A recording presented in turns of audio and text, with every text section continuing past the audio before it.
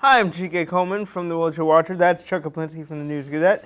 And this is Real Reviews, the Cinematic Underground, the show where we talk about movies and sometimes other stuff, like TV shows.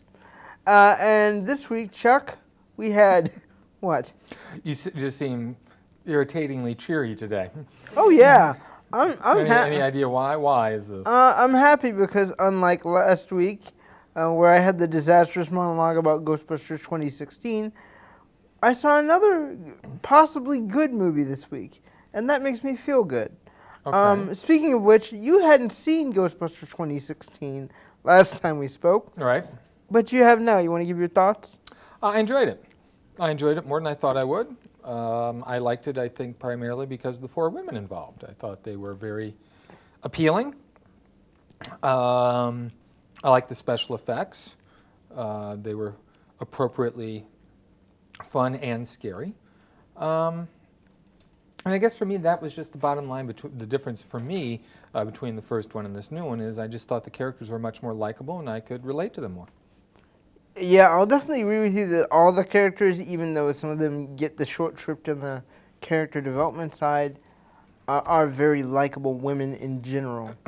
I think my point of problem was the fact that even though Wig and McCarthy got to play the straight women, so to speak, I would have loved to see a visual representation of that story that Wig's character told involving the ghost at her bed, and maybe telling Abby about it later on. Mm-hmm. Did you say you had read a treatment or something for Ghostbusters 3 or Correct. something? And what was that about? That was Max Landis. And what is he known for? I think he was the guy who did Chronicle. Okay.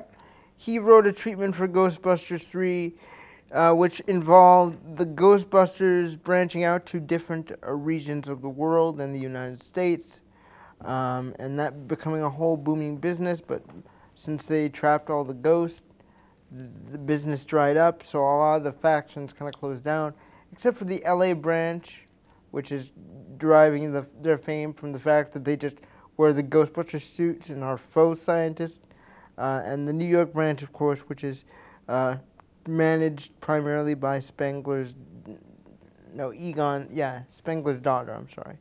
And there's a whole character arc for all the different Ghostbusters in that branch and that division. She's kind of searching for the father she never really got to know because he went to a higher plane of existence, and so she's always been trying to find his ghost and reconnect with him because it's kind of an absentee father story.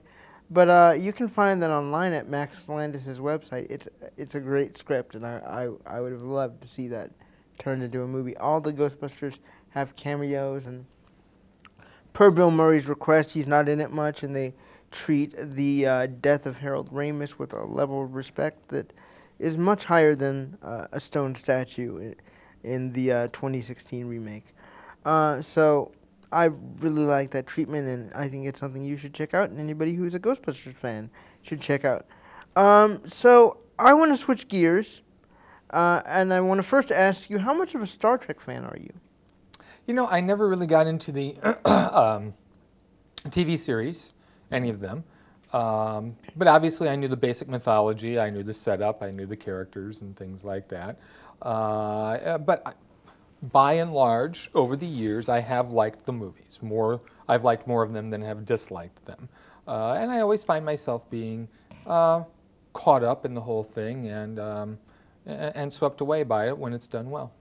And so we had the first two Star Trek films coming out in 2009, and I believe the second the first two in this reboot. Yeah, in the Kelvin universe, as they call it. J.J. Abrams has finally found a name for the parallel universe. There's the Prime universe and there's the Kelvin universe. And the Kelvin universe is the one we are all now in, with Vulcan being destroyed. So Star Trek from 2009. What did you originally think? Can you think back that far? Tell me what your thought was. I liked it a lot. Chemistry was everything in that movie. Eric Bana got the short end of the stick as far as playing a standard villain. He's far better than that, but I thought it did a great job of reintroducing everyone for a new audience. I love the first Star Trek film a lot too, notably because of Chris Hemsworth's origin moment there where he sacrifices himself for the greater of his crew to stop Nero. Thought that was beautifully done and gave us an immediate emotional impact at the beginning of the story where Kirk's inception occurs. Love that. Love Zachary Quinto in the fight scene as a little kid, and especially as he grows up, trying to understand his heritage. He's half Vulcan, half human. A lot of people who are of mixed race or mixed heritage probably feel that divide sometimes, so that's an interesting correlation you can put there in terms of diversity. So I love that. And all the other different incarnations of the other classic Star Trek characters I thought were really well done. What was your opinion of Star Trek Into Darkness? Love that one. I think that was the best of the three that have come out so far. I know a lot of people felt it was, it's obviously derivative of Wrath of Khan, and it got knocked for that, but I thought that there was just such a breakneck pace to the whole thing, and there seemed to be a gravity about this film that is not in the other two of this iteration, similar to the gravity of Wrath of Khan. I think that was one of the things that made that and still makes it the best of all the Star Trek movies. And I love the casting of the villain names too, as far as Cumberbatch was concerned. That movie was done so well. I thought, well, yeah, you know what? I can see a complete series of 4 or 5, maybe 6 films with this crew, and I'd still be interested to do this. For me, when I saw Star Trek Into Darkness, I loved that film, particularly because. Particularly because of Cumberbatch's Khan. And what I discovered on a recent rewatch is it's kind of like the complete reversal of Wrath of Khan in one particular plot point. When, spoiler alert for Wrath of Khan, when Spock dies in Wrath of Khan, they've already had so many years of friendship together. And they have all these different adventures that they've been on throughout the series itself and 2 movies at that point in time.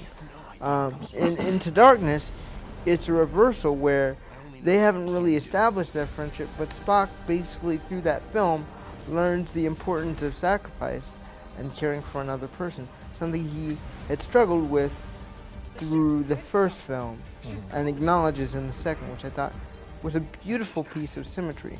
Instead of discovering what friendship has always meant to him at the end of Wrath of Khan, he discovers it earlier before, Beautiful idea there. And also Abrams able, I know it's science fiction, makes no sense, but we go with this whole notion that the original Spock is able to interact with this crew and the other Spock, largely in the first film, and a nice scene in the second film. I thought that was a masterstroke as well. Yeah, perfectly done. Now we move into the next phase in the trilogy, Star Trek Beyond. Directed by Justin Lin, starring Zachary Quinto, Chris Pine, Anton Yelchin, Zoe Saldana, Mr. Idris Elba. Let me see who else I'm forgetting. Carl Urban, of course.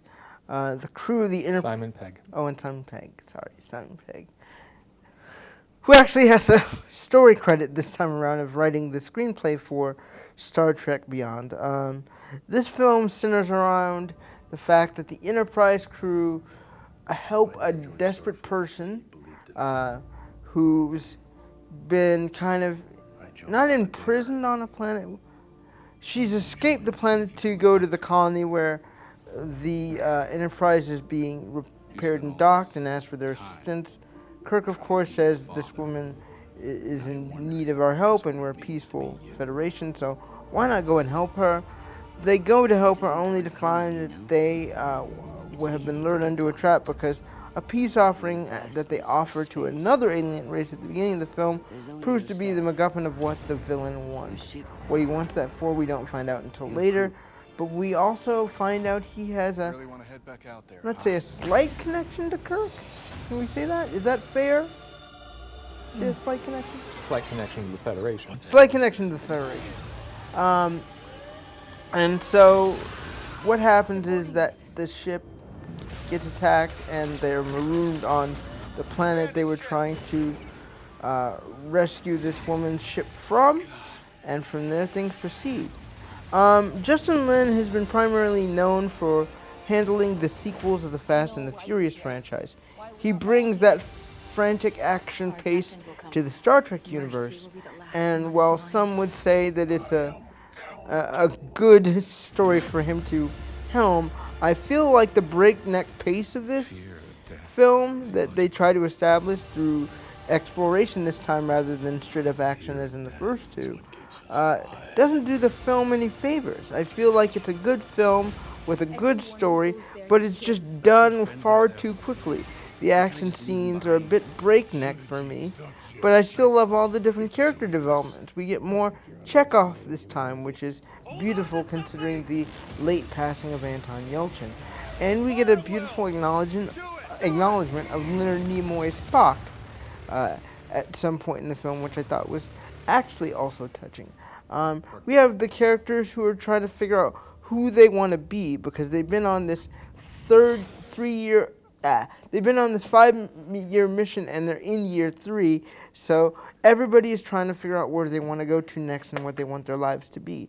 Yes, there is truth to the fact that Sulu actually is gay in this movie, but that's not a huge plot point in the film. What is a plot point in the film, however, is the fact that at least this time around, Sulu gets to take command, and that's something that is amazing about this film, is that even though Justin Lin seems to have a frantic action pace with this movie, it still feels like a family. It still feels like people who care about each other, and who not only value each other's existence, but appreciate the differences in one another. There's a scene where Captain Kirk needs to hide something, and he asks a specific crew member to stay with him for a moment. We learn later what that was all about, and it seems really wonderful that, Kirk can trust any member of his crew to do anything for him. I feel like this film is beautiful in terms of talking about family and diversity, but the action scenes are just far too quick. The villain's motivations, while good, make him a weak villain overall, and even though I understand his motivation, I don't connect with him. But I like the characters of this movie. I like the family that's been created by this enterprise. And I like how Chris Pine has developed a maturity over these 3 films. And we see that here. He's a tactician now. He works hard to try and ensure the safety of everyone around him because he knows that it's no longer just about him anymore. And I love that about this film. It's good, but it could have been far greater than it is. Chuck, what did you think of Star Trek Beyond? I thought it was too long, for one thing. You mentioned the action sequence being too quick. I think they're frantic, but I think each one runs about 5 minutes too long, and I think it helps to bog down the pace of the movie a little bit. I mean, we could have moved on much quicker here, story-wise, I think. What was I going to say? Beautiful movie, too. I mean, I think that we've gotten into a point where we take special effects for granted. Mm-hmm. But there are moments in this movie where I kind of gasped to myself as to the meticulous nature in which certain things were rendered. They have this, the Yorkville, the space station or space community they've built is just stunning, and this M.C. Escher type defiance of gravity and the way buildings are built and the way everything, that was just gorgeous. There's a moment in which Kirk and Sulu are walking through this forest, and these things are floating in the forest. And I mean, it just really stopped me to make me appreciate the visuals of that, and I don't think I do that as often as I should. The whole key to these Star Trek films, and even the TV, are the characters. You like them all. You just like them all. And not only do you like them all, but you like the interaction because they have a common goal, but they are so different. And that's what is the key to all of this. And the casting, back in 2009, they got it right. And it's still paying off big dividends. Some great scenes with Bones and Spock. Mm-hmm. I mean, at a moment that I was laughing out loud at before it even came because I knew it was going to happen when Spock comes up with a suggestion that's going to end up screwing Bones, and it's going to happen, and the reaction, and it's perfect. But again, it's all character, and they got that right. I'm very much intrigued with the fourth one that's already been announced, and one of the plot points they're going to explore there. So yeah, you know, they crank one of these out every 3 years. I'm there. Yeah, me too. I really just enjoyed the heck out of all the different character relationships. And the thing is, since the first two films focused so much on Kirk and Spock, it was really nice to see the pairs mix Yeah. and the dynamics change. I would have never imagined to see Kirk with Chekhov as much as he is throughout the film, or Scotty with Kirk, or Scotty and Chekhov. You know, those are the kinds of pairings you don't see, so it's good to see that variety within this particular film. Again, it's good, but it's not going to touch Into Darkness or Star Trek itself. It's good Star Trek. It's not great Star Trek. Agreed. So what would you give it? 3 out of 4. 3 out of 4? I will go 4 out of 5. So we're pretty much even on that one. The next film I wanted to talk about is something that will be coming to theaters July 29th, and that is the much anticipated adaptation of the seminal graphic novel, Batman, The Killing Joke, Chuck. Do you want to go through a synopsis of what this is? Because if I try, I'm going to fail miserably. Okay. Oh, I need to look that up, though, as you're talking. That's interesting. Killing Joke. Killing Joke was a comic book written by Alan Moore, debuted, I believe, in 1988. Alan Moore was one of the instrumental figures as far as revolutionizing comic books in the 1980s. He also has a seminal run on Swamp Thing, which revitalized that career comic. And his other big work was Watchmen, which of course has been analyzed and adapted and poured over in countless iterations, and a very worthy work as far as the attention it gets. It was named by Time as one of the 100 novels of the 20th century that everyone should read, and that is true. Moore specializes in taking a new look at characters, establishing things that we have never really known about other characters before, and The Killing Joke is probably the best example of that.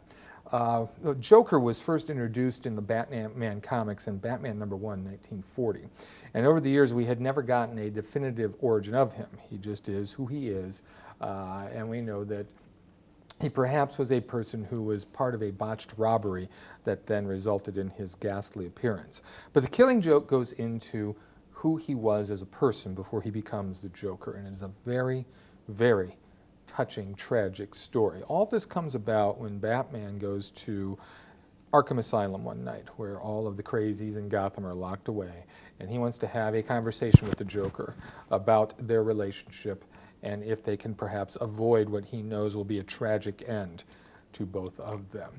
He finds that the Joker has escaped, and that the person in the asylum masquerading as the Joker is clueless as to what's going on. The Joker has a plan.